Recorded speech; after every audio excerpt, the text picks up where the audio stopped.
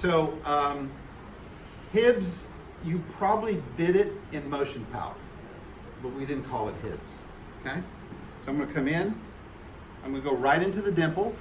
Okay? Dimple is where, in part, you got to understand the anatomy. PSIS is actually, if you take the two PSISs, come down, they actually point inferior medial. If you take that line straight across, you're at S2. Okay? The dimple sits just above that. Okay? The dimple represents the area where the SI joint is. Okay? So if you go into the dimple, and we all have a dimple, and you move straight lateral to that from this side, straight lateral, you'll run into a part of the crest, okay, that forms this little depression in there.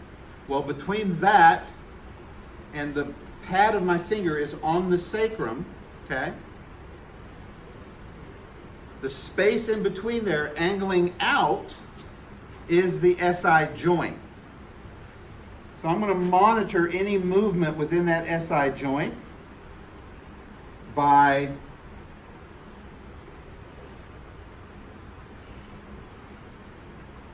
internally or externally rotating. Did you all do that in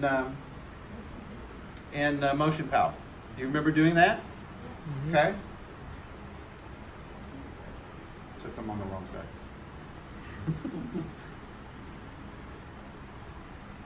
Okay. So Hibbs shows you externally rotating, right? So what would happen to the SI joint if I externally, which is actually it's external rotation of the tibia, but let's not make it confusing. It's actually internal rotation of the femur. So what's going to happen to the SI joint when I do that? It's going to gap, right? Exactly, it's going to gap, okay? So that's what we're looking for. We're looking for it, though, in relationship to SI pain. Does this reproduce or exacerbate their pain, okay? So I'm on her right, but I'm testing her left, okay? We don't have to go in with Hibbs. Hibbs is only out. So we're only trying to gap the posterior aspect of it, all right? So that is Hibbs. Yeoman's on the same side. I'm on her right. I'm going to test her right.